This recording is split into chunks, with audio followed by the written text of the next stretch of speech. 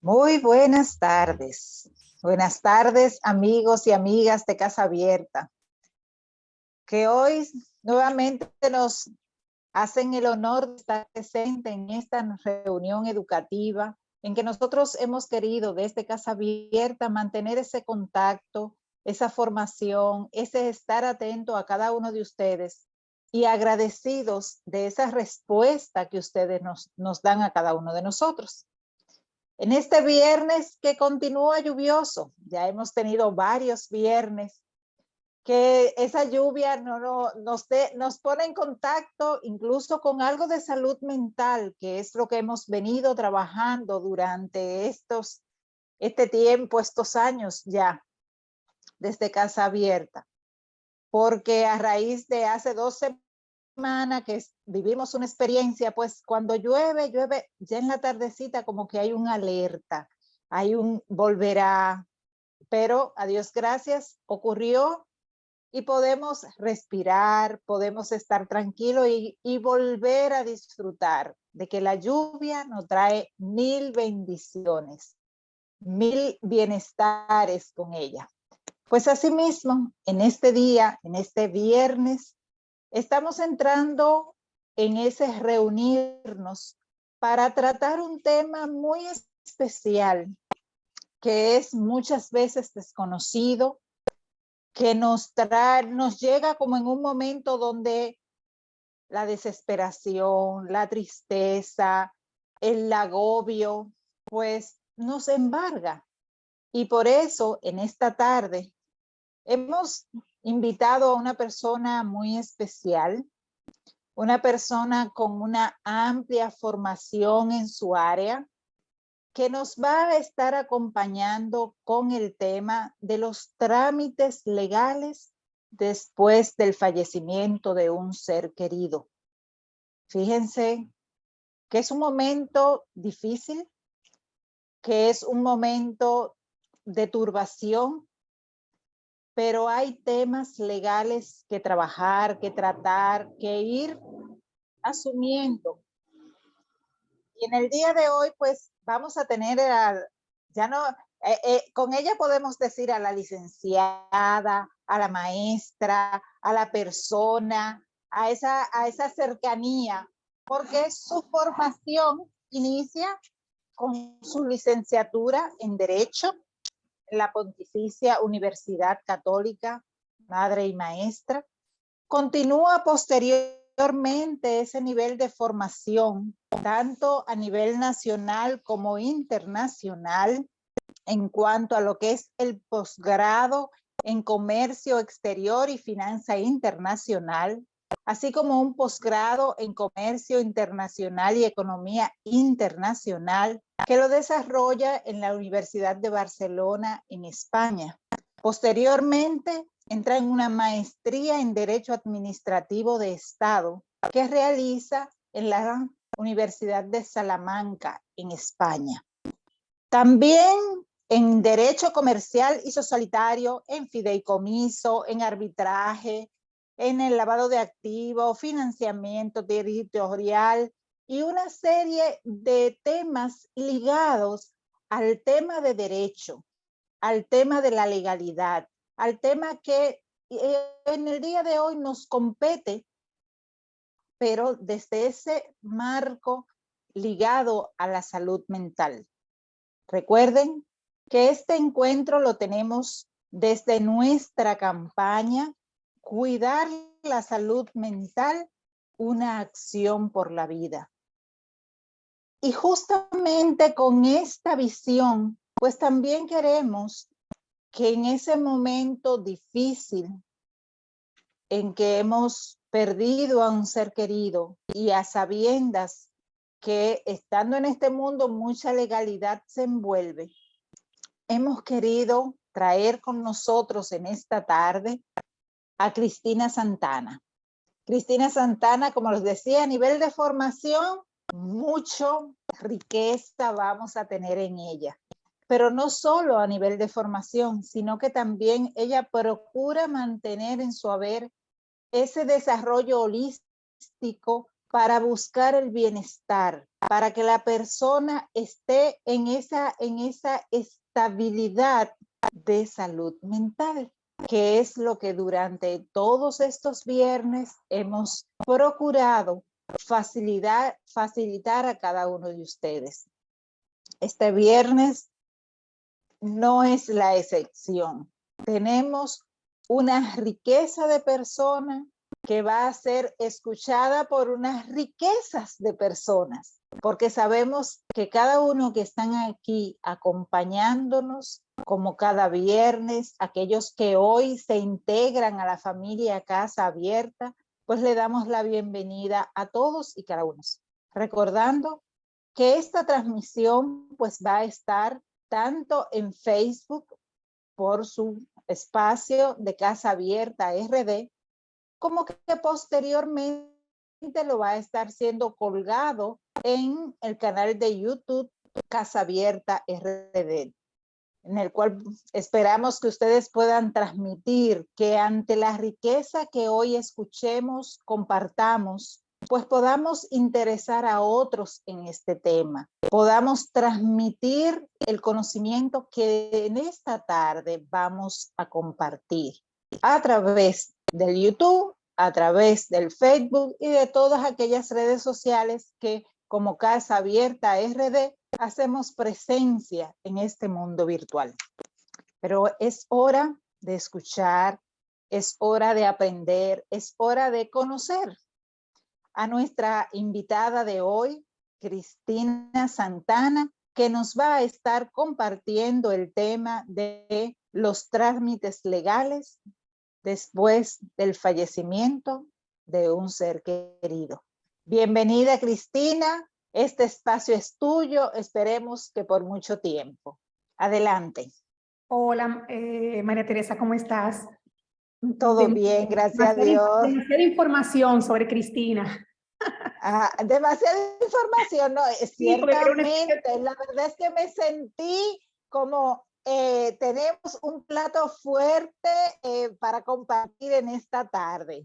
Bienvenida, de verdad que sí. Es un honor tenerte con nosotros. Muchísimas gracias y también gracias a Casa Abierta, a Teresa Dames, Miguelina, justo también por invitarme a compartir este momento con ustedes.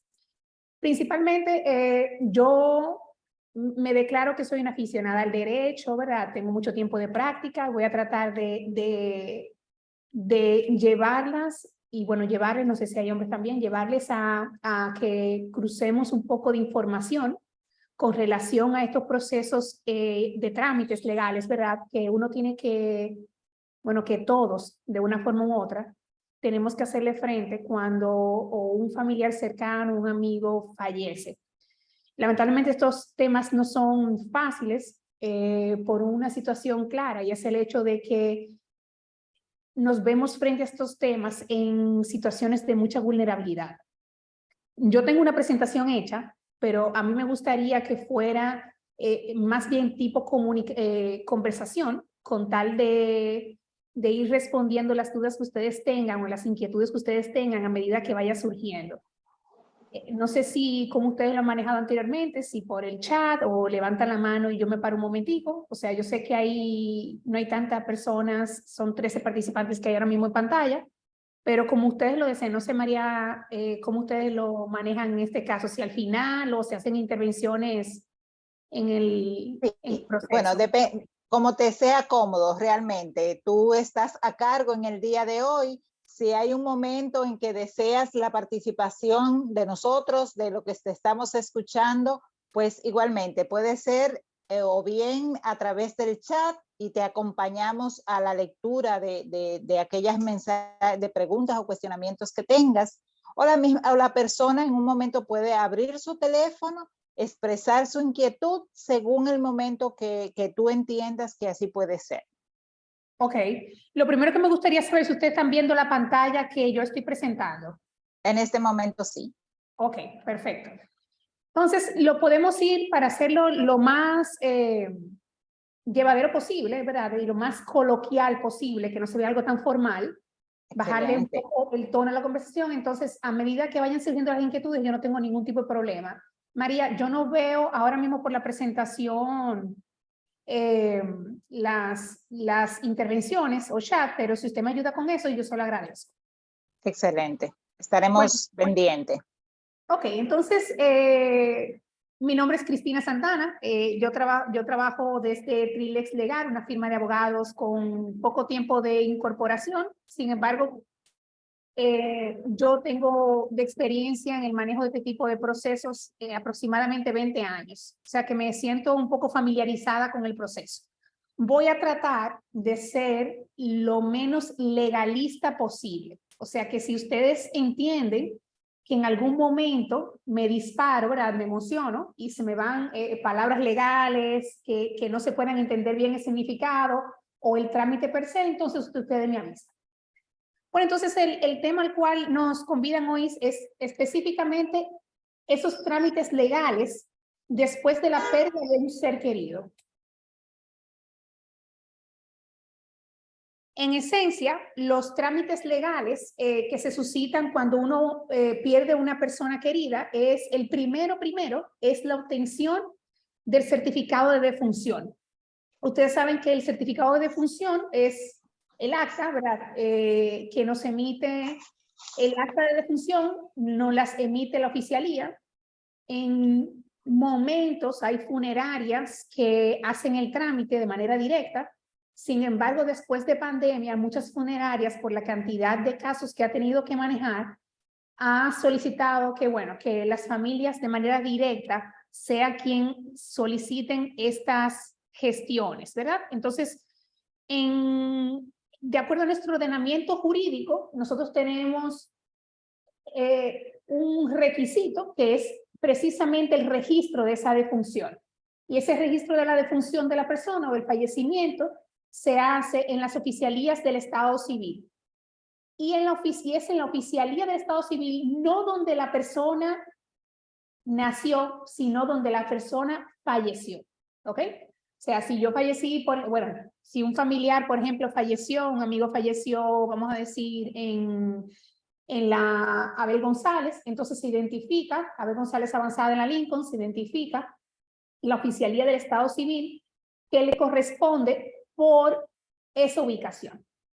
Ahora mismo en la ciudad nosotros tenemos oficialías específicas que se dedican al trámite de defunciones y entonces tendríamos que identificar cuál nos queda más cerca en ese proceso. ¿Qué pasa? Cuando una persona generalmente va a registrar una defunción, ustedes saben que muchas veces hay alguien que se solidariza, que es de la familia. No necesariamente el tronco familiar más cercano, sino puede ser un amigo, puede ser... Se recomienda que sea una persona que realmente conozca a la familia, los datos de la familia, con tal de evitar ningún tipo de errores, porque la corrección de errores en estos procesos es un poco traumática.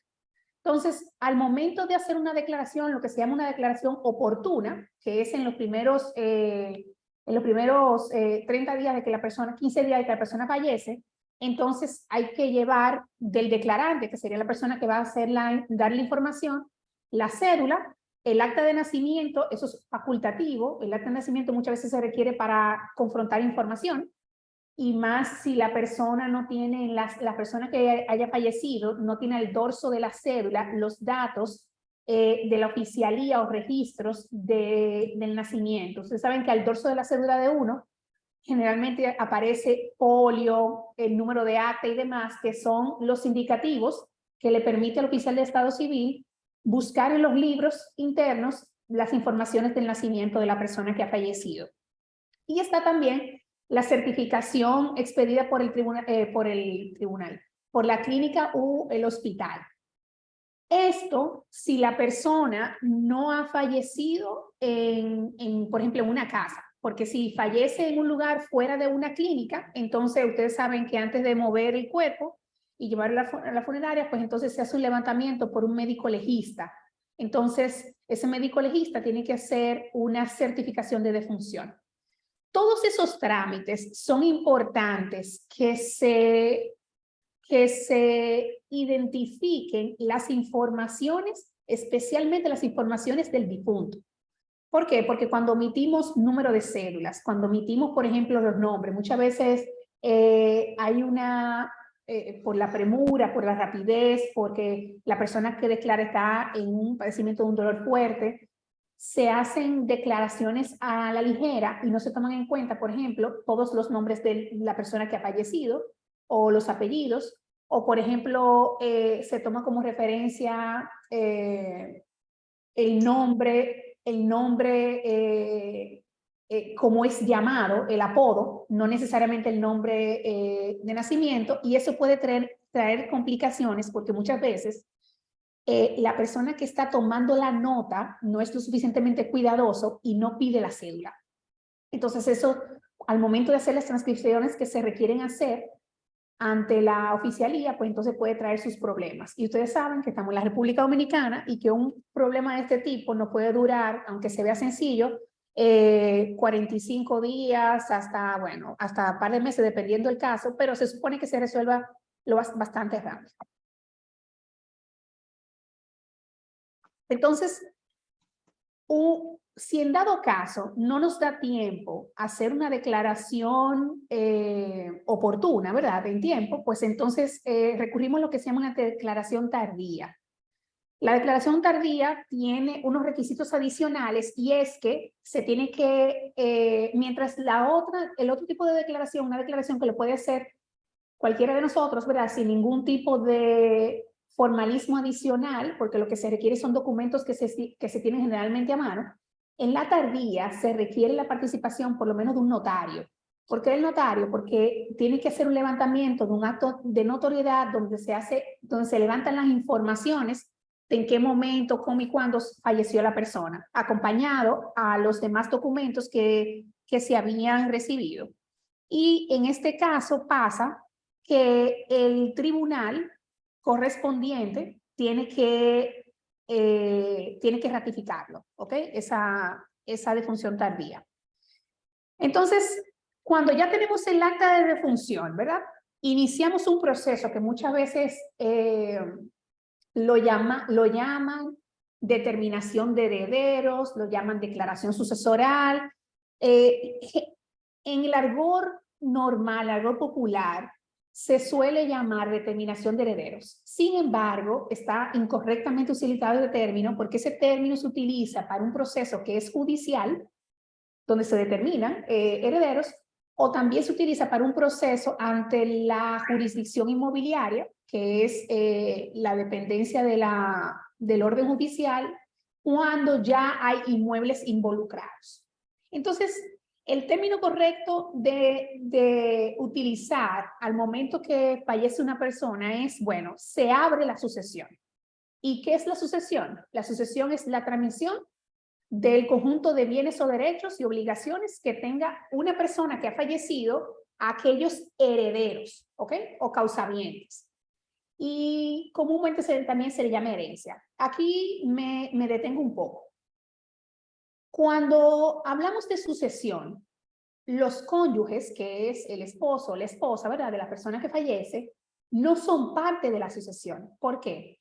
Porque si ese cónyuge, o sea, esa pareja estaba casado bajo régimen de comunidad de bienes, lo que hay es una copropiedad. Y como hay una copropiedad, cuando uno de los propietarios fallece, entonces se abre la sucesión sobre el 50% de la masa sucesoral, ¿okay? Del patrimonio total de esos cónyuges. Entonces, por eso, el cónyuge supérstite, que es el cónyuge que sobrevive al fallecimiento, Escúchame que me meto un poco distraída, lo que pasa es que estoy dándole entrada a algunas personas. Ese cónyuge supérsite, o sea, que sobrevive, es copropietario. Entonces, al ser copropietario y generalmente manejar todo el patrimonio, dígase como patrimonio, tanto los activos como pasivos de la sucesión, activos llamamos a todos los bienes que son parte de la sucesión, o sea, los inmuebles, los bienes muebles, ahí entran acciones, ahí entran títulos valor, ahí entran vehículos de motor, y bueno, un bien mueble es, por ejemplo, hasta la marca de una sociedad, es las acciones de una sociedad. Entonces, todo ese patrimonio generalmente es conocido por el cónyuge supérsite, ¿ok? Entran también las cuentas bancarias y demás. Entonces, ese cónyuge supérsite, esperando que no haya ningún tipo de conflicto, entra en una etapa de asesoramiento realmente y obtención de información y facilitación de información, pero no es parte de la sucesión, porque automáticamente se abre la sucesión, se reconoce, y eso es simple, con un acta de matrimonio actualizada, donde se verifica que el matrimonio fue por comunidad de bienes, que esa persona, eso es ipso facto, o sea, eso es de ley. Ahí no hay que ir a tribunales para comenzar a que otro descubra la tibia. Desde el momento que hay un fallecimiento y hay una comunidad de bienes, el cónyuge supérsite es el copropietario. Entonces, por tanto, la sucesión se abre para aquellos que son herederos o que tienen vocación sucesoral. Cuando digo que tienen vocación sucesoral, porque muchas veces en un proceso de sucesión, por ejemplo, testamentaria, ¿verdad? No necesariamente los herederos reconocen que hay otros causavientes hasta tanto no se abre un testamento o el notario que instrumentó a favor del de cuyos, ¿verdad? Cuando hablamos del de cuyos es la persona que de cuyo patrimonio o de cuyo fallecimiento se abra, legó, ¿ok? Legó en vida en favor a una persona, un tercero, al momento de su fallecimiento, que obvio, de acuerdo a la ley, tiene ciertas restricciones, ¿ok? No todo el patrimonio que yo poseo a la hora de yo organizar mi patrimonio puede ser testado en favor de un tercero si yo, por ejemplo, tengo hijos. Si yo, bueno, eso me voy un poquito más para adelante para no confundir tanto, entrar, ir paso a paso. Entonces, bueno, me devuelvo un chingo. Entonces, ¿qué pasa cuando hay un testamento? Cuando hay un testamento, siempre, y hay hijos de por medio, ¿verdad? Siempre el que testa, o sea, la persona quien organiza, se encarga de organizar su patrimonio, va donde un notario a hacer un testamento auténtico o elige hacer otro tipo de testamento, entonces no puede disponer de la totalidad de sus bienes, o sea, solamente puede disponer de los bienes del cual es realmente propietario, o si no el testamento en esa parte no es válido, y tiene que disponer de una parte proporcional de sus bienes que de alguna forma cuidando lo que se llama la reserva hereditaria o respetando más bien la reserva hereditaria, que es una figura, una institución que establece el Código Civil donde quien testa teniendo descendientes directos, o sea, hijos, ¿verdad? En primer grado, no puede disponer de la totalidad de sus bienes, sino de una proporción dependiendo de la cantidad de hijos. Entonces, eso es importante tenerlo en cuenta, porque si yo, María Cristina, que tengo 3 hijos, ¿verdad? Mis hijos, no sé, se portaron mal o ya son mayores de edad y yo digo, mira, ellos no lo necesitan. Yo voy mejor a disponer todo mi patrimonio a favor de un tercero que sí lo necesita o que lo va a administrar mejor o que lo que sea. Yo no puedo disponer de todos mis bienes.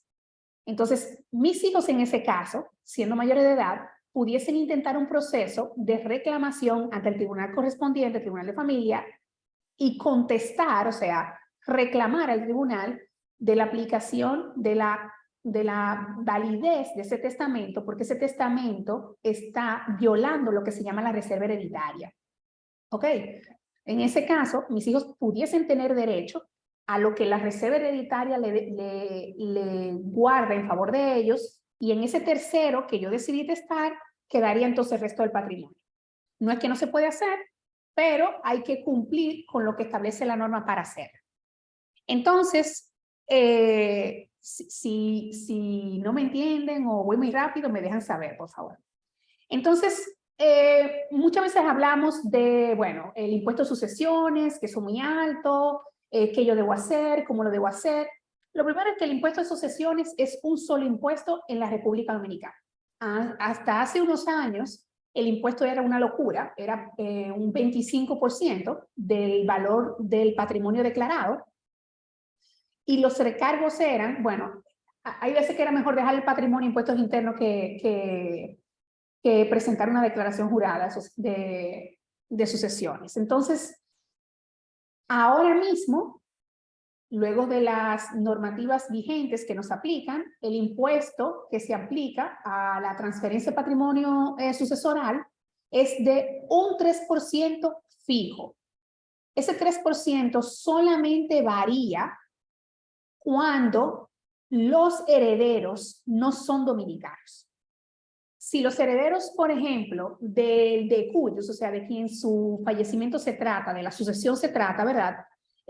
Por ejemplo, tienen doble nacionalidad, pero no la han intentado, se sugiere iniciar ese proceso, que es un proceso de transcripción de acta de nacimiento, que es bastante rápido, no dura más de 60 días, y en el proceso concomitante a la sucesión, entonces someter la transcripción con tal de ahorrarse 1 punto y algo dependiendo también el valor del patrimonio, ¿verdad? Ahorrarse ese impuesto adicional. Pero para los dominicanos es un 3%. Entonces, ¿qué yo tengo que hacer? ¿Y cómo lo debo hacer? Lo primero es que es importante que ustedes sepan que cuando se abre una sucesión, antes de reclamar cualquier derecho, lo primero es que hay que organizarlo. O sea, ¿qué se tiene? ¿Dónde está? ¿Cómo lo puedo unir? ¿En manos de quién está? ¿Quién lo está administrando? Si tiene algún tipo de peligro de que se pueda, por ejemplo, disminuir por el tipo de patrimonio, o que pueda, por ejemplo, ser vandalizado si se trata de una propiedad que no está protegida, etc. O sea, hay que hacer literalmente un levantamiento de ese patrimonio, de ese patrimonio sucesoral que está sujeto no tan solo al activo, sino también está sujeto al pasivo. O sea, si yo quiero, por ejemplo, tener acceso como descendiente, como sucesor de mis padres, ¿verdad? En este caso, para poner un ejemplo concreto, entonces yo no puedo decir, bueno, mira, yo voy a heredar solamente el dinero que tienen en la cuenta bancaria y las deudas, por ejemplo, que tienen, no me voy a hacer cargo. No, el juego no funciona así. De la forma que funciona es, yo hago un levantamiento de todo el patrimonio y ese levantamiento entonces va a señalizar el tipo, ¿verdad? El tipo de activo y los tipos de pasivos. Este formulario, que es el de formulario de declaración jurada de sucesiones, es un formulario y sus anexos, ¿verdad? Es un formulario que no lo tiene que llenar un notario, sino que la persona que declara su firma la tiene que legalizar un notario. ¿Qué pasa con este documento? Es un documento y para eso, les explico, es más, para este proceso completo no se necesita instrumentar un abogado. La participación del abogado muchas veces lo que hace es, obvio, aligerar los procesos porque si son abogados especialistas en esta área, generalmente manejan, ¿verdad?, los pormenores del proceso. Y uno tiende entonces, como usuario del sistema, a caer en menos errores por desconocimiento o por la poca práctica, lo que sea. Pero esto es un proceso que perfectamente lo puede agotar cualquiera de nosotros, sin la asistencia de un abogado. Entonces, pero sí es importante que se maneje ante la Dirección de Impuestos Internos ese formulario, y ese formulario nos va a dar las pautas que debemos seguir, hasta documentales de las informaciones que tenemos que suministrar. Esos documentos van atados, por ejemplo, a los documentos de identificación personal de la persona, o sea, cédula, pasaporte, si es necesario, la acta de defunción, que es el único documento que se deposita o como oficial, ¿verdad?, en original, copia del acta de matrimonio, copia de las actas de nacimiento de los hijos, si los herederos son descendientes, porque ustedes saben que si no hay descendientes directos, o sea, en primer rango, entonces heredan los de segundo rango, que son los nietos. Si no hay ni hijos ni nietos, a los abuelos. Si no hay abuelos, a los tíos, después los primos y así sucesivamente. Para ese tipo de situaciones sí es importante tener la ayuda de un abogado, porque es el Código Civil y la ley complementaria que definen el rango, ¿verdad?, de sucesión que corresponde si no hay descendientes directos o ascendientes directos. Entonces, otros documentos que se depositan son las certificaciones bancarias de esa persona que falleció, el acta de lo que se llama el acto de notoriedad, que es una declaración, una determinación de herederos que se hace ante un notario. Y no sé si ustedes están familiarizados, pero ese es el famoso documento que requiere de la declaración de 7 personas que conozcan a la persona que falleció. Y esas personas lo que van a declarar es que fulanito de tal reconocían que al momento de su muerte era o no casado y que tenía X cantidad de hijos. ¿Ok? Obvio, esa declaración no es palabra de Dios. Si esas 7 personas solamente tenían acceso a una información determinada de la persona que falleció, entonces lamentablemente nadie queda obligado a lo imposible. Si después, porque se identifica que la persona que ha fallecido tuvo hijos en la calle o hijos no reconocidos que heredan igual, entonces tiene que hacerse un procedimiento de levantamiento igual sobre esas personas que no son del conocimiento de todo el mundo, ¿verdad? Ahora, hay momentos en los que se pone un poquito más complejo el caso, y es cuando no hay hijos desconocidos. ¿Por qué? Porque ante el tribunal se tienen que llevar procedimientos específicos. Entonces, imagínense que estamos en la puerta de impuestos internos. Tenemos nuestro compendio de documentación, o entendemos que tendremos nuestro compendio de información, pero ustedes no saben en qué momento la van a presentar, cómo la van a presentar, dónde la van a presentar. Lo primero es que fallece una persona y tenemos 90 días para poder someter la declaración jurada de sucesiones. Esa declaración jurada de sucesiones, si no se tiene documentación, ¿verdad? Las normas aplicables facilitan 2 prórrogas, una prórroga adicional de 60 días y otra prórroga adicional de 45 días, que tienen que ser sometidas antes del vencimiento de los 90 días. Entonces, estamos hablando que tenemos 90 días, que son 3 meses, para nosotros presentar la declaración. Si no nos da ese tiempo, porque hay informaciones, documentaciones, los herederos no se han puesto de acuerdo, la de cuyo no quiere presentar información, etcétera. Entonces, se pide las prórrogas. Antes del vencimiento de la prórroga, yo particularmente sugiero que, aunque no se tenga toda la documentación, ¿verdad?, se proceda a presentar la declaración en impuestos internos, porque me evita que me cobren recargos e intereses moratorios. Y ustedes saben que el impuesto es un 3%, pero cuando comenzamos a calcular recargos e intereses moratorios, eso es una bola de nieve que se va sumando hasta el 50% de la masa sucesoral completa. O sea que imagínense que si la masa sucesoral son 500,000 pesos, ¿verdad?, y por una inobservancia o porque no teníamos una carta que nos tenía que llegar o una certificación del banco, no sometemos la documentación a tiempo, entonces los recargos nos pueden sumar hasta un 50%, que son 250,000 pesos de recargo. Entonces no vale la pena, es mejor hacerlo las cosas en tiempo. Entonces, ¿dónde debemos depositar ese formulario? Ese formulario, y escúsenme que estas son cosas que son lamentablemente muy técnicas, así que si necesitan alguna aclaración me dejan saber. El formulario de determinación de herederos, que es la declaración realmente jurada de sucesiones, se deposita en la administración local del domicilio de la persona que ha fallecido. Y usted puede decir, bueno, ¿y cuál domicilio tendrá esa persona registrado en impuestos internos? Entonces, usted no lo pueden saber a priori, lo que ustedes hacen es, se dirigen al domicilio, a la administración local que le corresponda al domicilio donde la persona se falleció, que es, ustedes lo pueden identificar, inclusive hasta por la oficialía, hay diferentes oficinas, eso es una información que está al acceso de todo el mundo en la página virtual de Impuestos Internos y pueden tener la información. La ventaja de hacerlo en el mismo domicilio donde está registrada la persona es que ahí es que se va a trabajar. Entonces, si ahí es que se va a trabajar, entonces yo les sugiero que para que no lo manden ¿verdad? A dar bandazo, como decimos en el argot popular, pues entonces lo hagan de la forma más atinada desde el principio. Y obvio, anexando todas las documentaciones.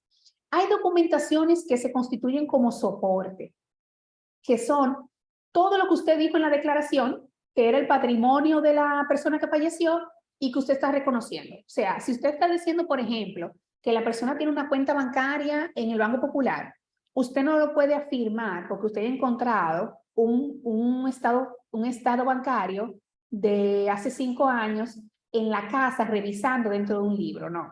Lo que se hace es, se va a las instituciones donde usted sepa que esa persona tuvo relación en su momento, y entonces solicita la certificación. Esa certificación la tiene que solicitar o la cónyuge o uno de los herederos que puedan comprobar por el acta de nacimiento que tiene una relación directa con el de cuyos. Y obvio, un abogado con la autorización de una de esas dos partes. En el caso mío, por ejemplo, muchas veces hay muchas instituciones bancarias y financieras, entonces yo lo que generalmente hago es, yo digo, ok, vamos a hacer un primer intento. Si nosotros muchas veces hay personas que no son muy organizados o simplemente mantienen todo en un secreto, todo en un secreto. Entonces, no comparte con su cónyuge, no comparte con su hijo, nadie sabe lo que esa persona manejó ni tuvo en toda su vida. Entonces, hay información que es de fácil acceso. Hay otras informaciones que lamentablemente no son de fácil acceso. Y hay bienes que se pierden porque el de cuyos nunca informó que lo tenía. Y nosotros tenemos un sistema donde no todo está asociado a la cédula de la persona que fallece. Pero imaginémonos que queremos saber por lo menos el dinero líquido, ¿verdad? Que tenía la persona, o los ahorros, los certificados de inversión, etcétera. Entonces, podemos hacer un primer intento a la Superintendencia de Bancos, a los reguladores, Superintendencia de Bancos, Superintendencia de Valores, Superintendencia de Seguros, donde nos puedan indicar las informaciones sobre los productos que en sus miembros tenía. Por ejemplo, en la Superintendencia de Bancos, usted puede requerir todos los productos financieros y ahí le van a dar entidades de ahorro y crédito, bancos múltiples, le van a dar las fiduciarias y demás. Hay entidades que lamentablemente no están reguladas, como por ejemplo las financieras, y entonces si usted sabe que el dinero lo tenía en una financiera o se imagina que lo tenía con una financiera, pues va a tener que dirigirse directamente a la financiera porque lamentablemente esas entidades no son reguladas de manera formal y la Superintendencia de Bancos no le va a dar esa información. Entonces, puede también suceder el caso que la persona era empleado, entonces usted tiene la oportunidad de ir a la DIDA, ¿verdad? Que es la Dirección de Asistencia al Usuario, donde puede solicitar todo esto. Recuerden, todo esto es probando que usted tiene una relación directa de heredero cónyuge con esa persona que falleció. Porque no es verdad que si yo me enteré que mi vecino falleció y yo por hacerle un favor a mi vecina voy a ir a armar el expediente si yo no tengo, por ejemplo, autorización expresa de ello, dígase poder bajo notario y legalizado en procuraduría. O sea, es importante tenerlo en cuenta. Entonces, después que yo hago todo ese levantamiento, bueno, también ustedes saben que si la persona tiene vehículos de motor, lo tiene que reportar y obvio, entra todo. Hay personas que lamentablemente dicen, bueno, mira, ok, estamos casados bajo régimen de comunidad de bienes, pero mi esposo compraba su vehículo y yo compraba mi vehículo. Lamentablemente, en un proceso de sucesión, cuando se prueba que hay comunidad de bienes y no hay una constancia fehaciente, una prueba de que se pueda determinar que lo que yo compré fue con bien propio, o sea, con dinero propio y constituye un bien propio, lamentablemente todo eso entra en la canasta de la sucesión, ¿ok? Así que si se le presenta el caso, yo le sugiero que organice su patrimonio desde antes. Entonces, porque muchas veces las divisiones suelen ser injustas porque hay cosas que realmente devienen de bien propio. Por ejemplo, una herencia, eso es un bien propio. Una donación que usted recibió, eso es un bien propio. Entonces, es importante eso enmarcarlo y correctamente delimitarlo con su cónyuge, obvio, antes de que el cónyuge fallezca. Entonces, si usted tiene un inmueble y, por ejemplo, usted no tiene forma de saber, usted dijo, usted se enteró que esa persona tenía un inmueble en Villajuana, por ejemplo, o tenía un inmueble en Las Praderas, y usted dice, bueno, pero yo no sé cuál es ese inmueble. Si ese inmueble, lo primero que usted tiene que identificar, si hay alguien en la familia que lo sepa, porque si lo pueden identificar físico con un agrimensor, se puede obtener las informaciones con las que se requiere obtener una certificación, que es la designación catastral, una certificación en registro de títulos. De lo contrario, cruzar casi los dedos para que ese inmueble haya sido registrado en los últimos años en impuestos internos, y aunque usted no haya sometido la información con su declaración jurada de sucesiones, que entonces en ese historial de impuestos internos baje la información. Entonces, eso pasa también con algunos bienes, como en el caso, por ejemplo, de vehículos de motor. Imagínense el primer vehículo de motor que usted vendió. Usted solamente sabe que lo vendió, pero nunca le hizo contrato. No se certificó de que ese vehículo pasara realmente, se lo vendió un dealer y el dealer nunca se preocupó porque el comprador pasara al vehículo al comprador. Usted ni siquiera se quedó con el contrato. Entonces, todos esos vehículos, por eso es que siempre hay que ser muy formalista y completar la cosa con inicia. Porque esa relación de vehículos, aunque no esté, que haya sido de 20 años atrás, ¿ok? Y ese vehículo consta en el sistema registrado a nombre de Yacuyos, lamentablemente pasa a favor de los herederos y de la cónyuge superviviente. Entonces, eso es extremadamente importante, uno irlo depurando con tiempo y organizarse. Entonces, ya, bueno, estamos en impuesto interno. Entramos con tiempo a depositar nuestra declaración jurada de sucesiones. Déjenme ver qué tengo más para adelante para ver si no me estoy pasando. Disculpen. No, la prórroga. Ok, entonces se comienza a evaluar. El departamento de sucesiones, con eso hay que tener mucha paciencia, ¿verdad? Porque en los últimos años han muerto muchas personas y los expedientes sucesorales, y más cuando tienen inmuebles y cuando tienen acciones en compañías, se hacen un poquito complejo porque tienen que pasar por diferentes departamentos. Y de hecho, imagínense que hay una persona que haya fallecido y tenga inmuebles en diferentes jurisdicciones, por ejemplo, una en Santiago, una en Puerto Plata, una en la capital, aunque usted puede elegir la jurisdicción donde se trabaje ese expediente, tiene que llamar a los departamentos de tasaciones de cada una de esas dependencias. Entonces, ahí hay que presentar, si esos inmuebles no están actualizados, usted tiene que determinar si prefiere actualizarlo. Yo soy partidario de que, aunque tenga que pagar unos chelitos de más, usted como quiera está recibiendo un patrimonio que originalmente no era de usted. Entonces, trate de hacer las cosas lo más formal y más apegadas al valor real. Porque cuando la hace apegada al valor, si usted mañana quiere vender ese inmueble o ese activo, entonces va a tener que pagar ganancia de capital. Porque lo que se quiso ahorrar en un proceso sucesoral pagando un 3%, mañana va a pagar de ganancia de capital un 27% sobre la diferencia. Entonces, eso es importante tenerlo en cuenta. Entonces, ¿qué entra dentro del proceso sucesoral, verdad? Ya habíamos dicho que, ¿qué entra? ¿En base a qué se paga ese impuesto? Todos los bienes. O sea, las cuentas bancarias, los inmuebles, la relación de acciones. Si usted no sabe a qué compañías la persona pertenecía, pues entonces en la Cámara de Comercio usted puede obtener una certificación donde puede evidenciar que en cuáles compañías esa persona era accionista. Y si en la Cámara de Comercio usted no se da cuenta que no está, porque usted está aplicando a una certificación en la Cámara de Comercio del Distrito Nacional, pero él donde se movía era en Santiago, nunca le va a salir información aquí. Así que esa información se la va a dar Impuestos Internos porque ata la cédula de la persona que fallece a un RNC donde esa persona está vinculada. Y ahí entonces le hacen un desglose y usted generalmente, si la persona no es muy organizada, se encuentra con muchas sorpresas cuando Impuestos Internos trabaja el expediente. Entonces, ¿qué pagan los impuestos? Que pagan los impuestos todos los activos, ¿ok?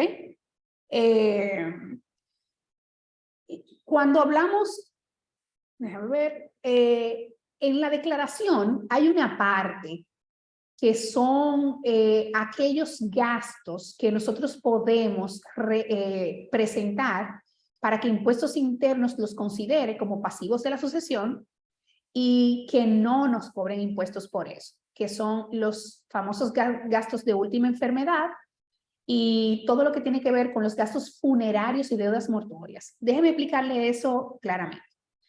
Los gastos de última enfermedad tienen un periodo específico. Usted no va a poner lo del último año. O sea, son los de los últimos 30 días, lamentablemente. Y por eso muchas veces no son reconocidos por Impuestos Internos aunque se presenten. Pero ahí usted puede poner todos los gastos de emergencia, todos los gastos de medicamentos. Pero ¿qué pasa? Usted no necesariamente, o la persona que asume los gastos en ese momento, está pendiente al tema de la facturación. Porque usted no está pendiente que la persona se va a morir en 30 días o menos. Pero siempre que usted, y eso pura sugerencia, siempre que usted esté cercano a una persona que esté sufriendo de problemas de salud importantes, entonces trate de que la facturación, aunque sea usted que la pague, trate de que se identifique bien cuál es la persona beneficiaria de ese tratamiento, o sea, la clínica y demás, y las facturas tienen que tener número de comprobante fiscal válido. Porque si las facturas no tienen, y aunque le estemos reportando Impuestos Internos, no importa, pero si las facturas fueron facturas informales, aunque usted tenga un gasto médico que haya hecho 2 millones de pesos, lamentablemente no le va a servir ese gasto para deducírselo del impuesto sucesoral. Y lo mismo también los gastos funerarios y demás. Como gastos funerarios es los gastos de la funeraria y del enterramiento. Ahí no entran de que brindis, que son la persona, hay veces que el brindis de los 9 días y de los días de los servicios funerarios hacen más que el proceso funerario en sí. Pero eso no entra dentro de los gastos que son admitidos para descuento del impuesto sucesoral. Entonces, bueno, entran las prestaciones laborales, la deuda pendiente, todo eso, entonces se hace también constar en la declaración. Ya esto lo hablamos, aquí están los plazos. Los gastos médicos que hayan sido contraídos 3 meses antes del fallecimiento y 3 meses cuando se trata de enfermedades catastróficas. Por ejemplo, si se trata de un cáncer, por ejemplo, son admitidos de 6 meses en adelante. Entonces, ¿quiénes deben pagar el impuesto? Los herederos. El impuesto no lo paga la cónyuge o el cónyuge supérstite, porque el cónyuge y la cónyuge son, como su nombre lo dice, cónyuges y son copropietarios en el proceso, no herederos. Y quienes se reciben, entonces son precisamente los que están obligados a pagarlo. ¿Qué pasa? Ustedes saben que hay momentos, y estos procesos sucesorales son bien engorrosos en momentos, porque familias que de una larga data de amor y amistad, de todo paz y tranquilidad, cuando hay un peso que repartir, todo el mundo quiere alar ese peso, ¿ok? Y literalmente hay conflictos que se arman por un peso, ¿ok? O porque a ti te tocó 1 peso o 5 pesos más que a mí. Entonces, es importante que aunque el juego muchas veces se tranque, porque no hay personas, por ejemplo, que no pueden asumir ese pago. Hay personas, por ejemplo, que simplemente no tienen interés en cubrir el pago del otro y usted no puede pagarlo de manera fraccionada al menos que sea un acuerdo de pago. E inmediatamente se retira esa declaración, el pliego de modificaciones, donde se notifica el impuesto a pagar, donde se notifica la liquidación del impuesto a pagar. Ese impuesto hay que pagarlo en un plazo de 30 días o comienza a correr recargo. Entonces, eso es una locura. O sea, esas son cosas que al momento que uno se sienta para presentar la declaración, lo importante es que todo eso quede correctamente definido para uno no tener sorpresa, ¿ok? Estos gastos los vamos a dividir entre todos. Mira, fulanito no puede, lo ponemos por él y entonces después lo reembolsan. Y si se tiene que hacer un acuerdo donde todo eso se ponga por escrito, es mucho mejor, ¿ok?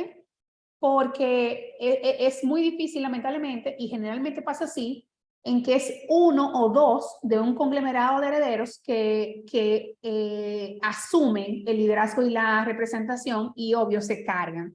Y si no hay aquel que se cargue, lamentablemente, a impuestos no le importa, a impuesto interno no le importa. O sea, el proceso se muere en impuestos internos. Y los bancos, aunque ya usted le notificó que falleció la persona, hacen un stop payment, o sea, ellos le ponen una restricción a las cuentas, donde las cuentas no pueden ser objeto ya de ganancia de intereses, pero mientras tanto, el banco está trabajando con su dinero. Así que es importante que esas cosas tenerlas claras. Un aspecto importante es ¿qué está exento? O sea, cuando yo tengo que manejar esas informaciones, de presentar cómo yo la presento, qué realmente está exento del impuesto de sucesiones, lo primero es que la ley solamente dice, en términos de efectivo o de costo, que está exento el monto, imagínense, inferior de 500 pesos. Pero si usted me dice a mí, si usted va a hacer toda esa parlafanaria para declarar un patrimonio que cuesta menos de 500 pesos, ni lo haga. O sea, eso no es necesario. Ni se tome la molestia, porque en el traslado a impuestos internos, darle seguimiento y depositarlo, te va a gastar más dinero. Ahora, cuando el monto es inferior a 1,000 pesos, cuando se trata de pariente directo, tampoco, pero igual, son montos que son excesivamente bajos. Entonces, ahorita hablábamos de lo que son bien de familia. No sé si ustedes conocen el término, el bien de familia. Es una ley instituida, bastante vieja la ley, por cierto, pero es una ley que protege los bienes de una familia que generalmente son adquiridos a una institución del Estado, a bienes nacionales, al CEA y demás, ¿ok? Y ese patrimonio no paga impuestos sucesorales. Entonces, por lo tanto, aunque sea declarado, queda totalmente exento. Los seguros de vida no pagan impuestos. De hecho, los seguros de vida tienen un trámite que no va atado a impuestos internos, aunque hay aseguradoras, ¿verdad?, de grupos bancarios que cuando hay un fallecimiento exigen, aunque no tengan que exigirlo, exigen todos los documentos relacionados con la sucesión. Y lo que hace es entorpecer los procesos porque muchas veces, por ejemplo, se trata de una familia donde quien fallece es el proveedor y se queda, por ejemplo, la señora con sus cuentas bloqueadas porque eran cuentas mancomunadas y no tiene acceso de dinero. Y probablemente lo único que tenga acceso a requerir de manera inmediata sean seguros de vida y las sumas de dinero que hayan estado en la cuenta de capitalización individual en una AFP. La AFP, aunque es un dinero que se tiene que liberar, se supone que en 45 días, no más de 45 días, suelen ser muy exigentes en los requisitos, porque ustedes saben que todo el mundo le gusta recibir, pero no entregar el dinero. Entonces, con los seguros de vida, siempre es importante identificar en qué institución y qué requerimientos necesita esa institución que se dé al momento que una persona fallece para poder reclamar el dinero, pero está exento del pago del impuesto sucesoral. Los testamentos a establecimientos públicos o instituciones, obvio, porque quien recibe es quien paga, y por lo tanto, el Estado y las instituciones sin fines de lucro están exentas del pago de impuestos. Las cuentas de fondos de pensiones, hasta 5 salarios mínimos, y las cuentas en asociaciones de ahorros y préstamos hasta 3,000 pesos máximo.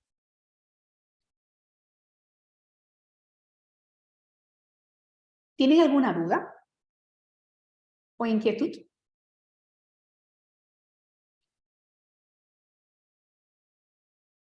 Estoy leyendo a Miguelina Justo.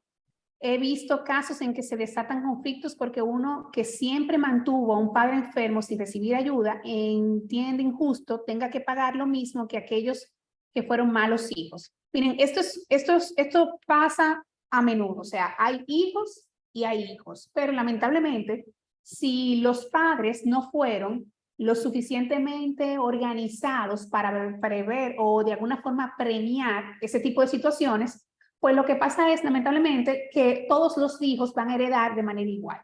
Si eso se quiere de alguna forma salvaguardar, entonces por la vía testamentaria, ese padre puede manejar ese patrimonio. Marina Siri. Sí, buenas noches. Yo quería preguntar, en caso de que, por ejemplo, dentro de los bienes sucesorales hayan cuentas bancarias, y por ejemplo, entre los hijos de familia, o sea, el padre, por ejemplo, o sea, el que muere, reparte a los hijos de familia, a los llamados hijos de familia en vida. ¿Qué pasa con los, o sea, con los que supuestamente no son de la familia? Con esas cuentas que se entregan en vida del banco. Ok, déjame ver si yo te entiendo. Cuando tú me hablas de hijos de familia, es que son hijos reconocidos. O sea, del matrimonio y fuera del matrimonio. Ok, mira lo que pasa. Por ejemplo, las cuentas con los hijos dentro del matrimonio. ¿Qué sucede con los que no son del matrimonio? Y esas cuentas del banco que entran dentro de la sucesión. Ok, mira algo. Como yo dije anteriormente, todos los hijos heredan de manera igual, o sea, del 50%. Tú tienes un hijo con 5 mujeres diferentes y ellos heredan una quinta parte de ese 50% del patrimonio, ¿ok? Esté dentro o fuera del matrimonio actual de la persona, no importa, porque tienen la misma calidad. O sea, frente a la ley, ya de un tiempo para acá, frente a la ley, todos los hijos declarados tienen la misma calidad. La piña se pone un poco agria cuando uno, sabiendo que es hijo de fulanito de tal, fallece, tiene un patrimonio que tiene que reclamar y no ha sido declarado, entonces usted tiene que iniciar un proceso ante los tribunales. ¿Qué va a pasar? Que ese proceso en los tribunales, lamentablemente, se va a eternizar en muchos casos, y si hay mala fe de la otra parte, porque ustedes saben que se desatan muchos sentimientos cuando una persona fallece, y más si al fallecer se da cuenta que tenía varias familias en la calle. Entonces, lo primero que pasa en el tronco familiar reconocido, ¿verdad? Es que hay una negación. Entonces, como hay una negación, lo primero que piensa es, no, ahora se enteraron de que papá falleció y quieren reclamar. Pero ese hijo en la calle que no fue declarado tiene la salvaguarda de la ley para iniciar su proceso y también para oponerse, para hacer una oposición al patrimonio del de cuyos, con tal de que el patrimonio no sea dilapidado. ¿Qué pasa? O sea que tu respuesta es, Marina, el que esté afuera o el que esté adentro hereda igual. Muchas veces, y uno tiene que hilar fino ahí, muchas veces se da el caso que como los hijos dentro del matrimonio tienen mayor control de la información, suele pasar una distracción de los bienes. Pero la distracción de los bienes puede rastrearse, al menos, que la persona incurra en ilegalidades. Y hay ilegalidades, ¿a qué me refiero? Que comience a antedatar documentos para probar que ese patrimonio ya no le pertenecía al de cuyos. Pero ¿qué pasa? Impuestos internos, en ese caso, ha sido muy atinado al no reconocer transferencias de inmueble, de activos, luego del fallecimiento de una persona, ¿ok? Que esté antedatado, al menos que ese documento haya adquirido alguna fe pública, ¿verdad? O haya sido registrado en una institución que le dé la fe pública. Me explico. Imagínate que mis padres toco madera, fallece. Nosotros somos muchísimos hermanos, de padre y madre. Y haya uno de mis hermanos, y bueno, mi padre, de por sí somos 7 hermanos. Y imagínate que mi papá se haya alocado en un momento y nos enteremos de que él tenga un matrimonio o haya tenido un desliz, ¿verdad? Esta persona se acerca. Yo que soy abogada, digo, miren señores, esa persona no me interesa, no me malinterpreten, no es que soy así, sino que eso es lo que comúnmente pasa, ¿ok? Lamentablemente pasa más de lo que debería pasar. Entonces, ese tronco familiar que hace comienza a ponerse celoso del patrimonio, ¿ok? Y trata de insolventar y más si tiene la mamá, que era la cónyuge supérstite. Entonces, trata de buscar la forma de distraer los bienes. Ah, ok, esta casa, mamá, para que no te la quiten, yo voy a redactar un contrato, me voy a conseguir a un notario que le ponga fecha de hace 5 años atrás para que no haya problema. Pero ¿qué pasa? Cuando tú vas a impuestos internos, realiza ese contrato y aunque tenga 5 años antes ese contrato realizado, si ese contrato no le fue otorgado una fecha cierta mediante un registro en el registro civil o en la Procuraduría General de la República, sea un tercero que no sea notario, entonces lamentablemente Impuesto Interno no te lo va a aceptar. Porque se han dado muchos temas de fraude en procesos sucesorales. ¿Está bien? Entonces, hay situaciones delicadas porque tú siendo, vamos a decir, una persona que está fuera de la sucesión, no fuera de la sucesión, sino fuera del tronco familiar, tú puedes decir, óyate, pero ¿qué momento es el momento idóneo para yo acercarme a mis hermanos o a la cónyuge supérstite para yo decirle que yo soy parte de la sucesión? ¿Verdad? Y principalmente cuando no hay una relación muy buena. Esas situaciones son delicadas. Yo sugiero que sea después, días después, en ciertas denominaciones, ¿verdad?, de iglesias, se celebran cultos, misas, etcétera. Entonces, esperar como que esos servicios se den para entonces después como de ese luto, duelo rápido de unos 9, 10 días, entonces acercarse a quien se entienda que está manejando la sucesión y imponerse en preaviso. ¿Está bien? ¿Por qué? Porque a fin de cuentas, no es que usted es un interesado, sino usted está reclamando un derecho que le asiste. ¿Está bien? Entonces, pero no sé si contesté tu respuesta, Marina. Bueno, realmente yo lo que preguntaba es si la persona antes de morir reparte en vida solamente a una parte de sus hijos, a la del matrimonio. ¿Qué reclamo entonces tienen los que no son no, pero eso es totalmente diferente. Mira, en vida la persona se puede comer su dinero si desea. Y te estoy diciendo bien burda, pero para que tú me entiendas. Puedes disponer a tu antojo sin ningún tipo de problema en vida. La restricción es después que la disposición del dinero a través del testamento, ¿verdad? Después de que la persona fallece. Tú tienes restricción. Tú tienes que considerar por la reserva hereditaria una proporción en favor de todos tus hijos. Bueno, y legar el resto. Pero antes de su vida, la persona puede perfectamente donarlo, cederlo, regalarlo, como desea hacerlo. ¿Qué pasa con esto? Ojo, en un proceso de enfermedad de la persona no necesariamente está en sus cabales. ¿Ok? Y muchas veces se le pone a firmar y tú sabes que ya tú sabes, hasta la letra hasta la tiene distorsionada. Cuando tú ves ese tipo de cosas, son procesos que se pueden incidentar. Lo importante es identificar con qué documento fue que se legó, porque si es un inmueble es fácil, porque el contrato evidentemente va a llegar al registro de título y eso se hace público ahí. Y tú con una experticia caligráfica en un proceso ante los tribunales lo puedes verificar. Pero si fue, por ejemplo, una transferencia bancaria, olvídate que ya se transfirió. ¿Ok?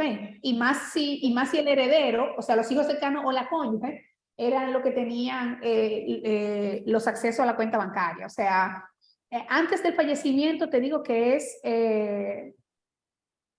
a discreción de la persona que fallece. Gracias. ¿Alguna otra pregunta?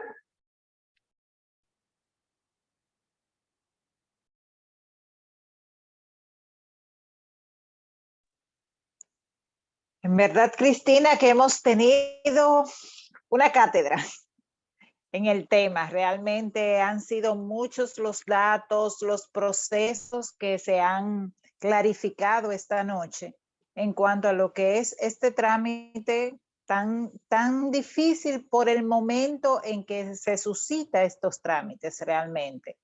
Ha sido sin desperdicio, como nos expresa Miguelina, justo como han ido expresando realmente una noche de mucha información, pero con una claridad y con un nivel de secuencia que nos ayuda. Y la verdad es que de todo esto me queda una sola cosa, que es una invitación a organizarnos, una invitación a que estemos claros de que en cualquier momento puede ocurrir con nosotros, y el poder dar las informaciones pertinentes a las personas que están a nuestro lado, pues realmente es algo muy especial, muy importante. Que los demás sepan qué tengo, qué no tengo, dónde lo tengo, para que todos estos procesos realmente puedan llevarse a cabo. Tú nos hablabas de unos plazos que van de 30 días, de 90 días, de 15 días, ese primer plazo para poder hacer una declaración oportuna. Entonces, el estar en conocimiento de todo eso realmente entiendo que es una gran riqueza para cada uno de nosotros que estamos acá, entender que pese a lo difícil del momento, hay cosas que iniciar y poner atención.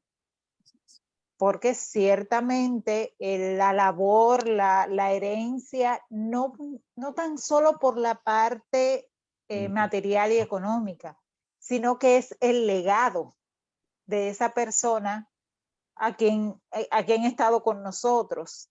Dejarlo en manos de otros, pues realmente es como dilapidar o no darle una importancia a lo que esa persona ha hecho. Muchas veces, como bien se dice, una herencia, un trabajar para que ese familiar cercano no quede en dificultad, no quede simplemente a la deriva. Ha sido una gran... Ok, Digo, te María, escucho.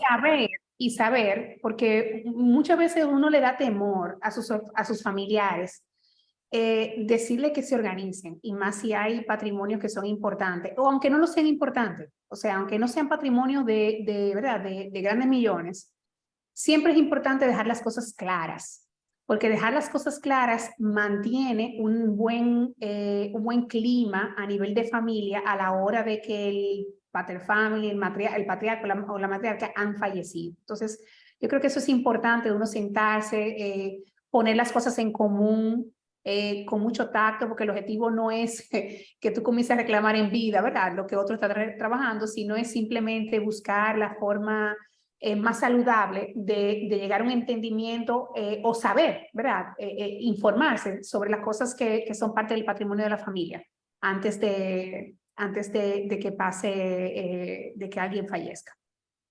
Ciertamente. Bueno, con esta pregunta que se nos hacía de qué pasa cuando se hace ese reparto en vida. Entonces, ese reparto en vida no entra en el proceso de herencia, sino de repartición en vida. Entonces, ya ahí hay un plantear qué quiero hacer con lo que tengo previo a ese momento. Entonces, ya lo que resta posterior al fallecimiento, pues es donde entraría esa posición sucesoral.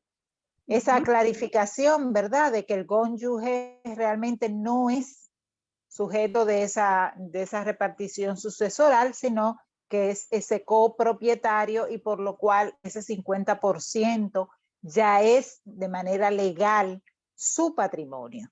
Correcto. Lo que resta para los demás. Ver ese nivel de sucesoral en cuanto a los hijos, nietos. Fíjate que muchas veces como que nos olvidamos de que nuestros abuelos pueden heredarnos, o nosotros pueden heredarnos, pero sí están ahí, están siendo parte de sujeto de esa herencia. en bienestar de lo que puede esto aportar, hacer un apoyo económico a esa posición. De verdad, Cristina, que ha sido de gran riqueza todas estas informaciones, estos procesos, tener claro esas actas de nacimiento, la importancia que nosotros desde Casa Abierta pues promovemos mucho lo que es la identidad, el poder contar con un acta de nacimiento, que cada persona pueda estar en ese derecho fundamental. Y que es algo también que entra dentro de este proceso, no tener que hacerlo en ese momento de manera corriendo para poder entonces poder participar en ese proceso sucesoral. Decir que te hay que decirte muchas gracias. Siempre Muchas gracias. Y cualquier cosa, Pues, de verdad, a la orden, me pueden conseguir en las redes, a través de Miguelina Justo, a través de Teresa Dames. Cualquier información sin problema, estoy a la orden. pues mil gracias y nosotros somos de tomar la palabra. De tomar la palabra y en temas que tengan que ver dentro de lo que es esa salud mental, en ese promover que la persona pueda tener la claridad en esos momentos difíciles, pues también entonces van dentro de la mano al bienestar que podamos tener. Por eso te damos mil gracias esta noche. Y en este momento nosotros tenemos un aplauso que creo que esta noche lo haremos chino, porque a pesar de que es un tema que tiene que ver con lo económico, pero en el momento en que se está dando, tiene que ver con ese sentimiento, con esa turbación, pero no queremos dejar de reconocer las valiosas informaciones que has compartido con nosotros esta noche. Y entonces le voy a pedir a toda nuestra audiencia, ¿no?, que abran sus cámaras como solemos hacerlo. Démosle esa visión de quién ha estado detrás, sirviendo de oyente a tantas informaciones. Y damos ese aplauso chino, como solemos llamarle hoy a Cristina, para que ella también se sienta regocijada ante lo que nos ha brindado en el día de hoy. Y a todos ustedes, decirle que estaremos aquí el próximo viernes, que les esperamos a cada uno de ustedes, que seguimos en este ambiente de acompañamiento a esos momentos especiales que implica la pérdida de un ser querido, y que para el próximo viernes pues estaremos también compartiendo temas importantes en relación a esto, cómo vivir estos momentos especiales, cómo vivir estos momentos que se requiere el apoyo, el acompañamiento, porque dentro de nuestra campaña cuidar la salud mental es una acción por la vida. En eso queremos pues ir acompañando a cada uno de ustedes. Así que tomamos nuestra foto, vamos a ver cómo logramos esa foto de grupo antes de finalizar nuestra, que definitivamente, no, pero dentro de lo que es la grabación, entonces queda esa valoración de cada uno de ustedes. Gracias Cristina, y a todos ustedes, cada uno de ustedes que nos acompañan cada viernes, aquellos que hoy se unieron a nosotros, pues que vamos a estar acá compartiendo otro viernes de tertulia, otro viernes de educación, otro viernes de acompañamiento. Pasen buenas noches. Muchas gracias, buenas noches. Buenas noches. Buenas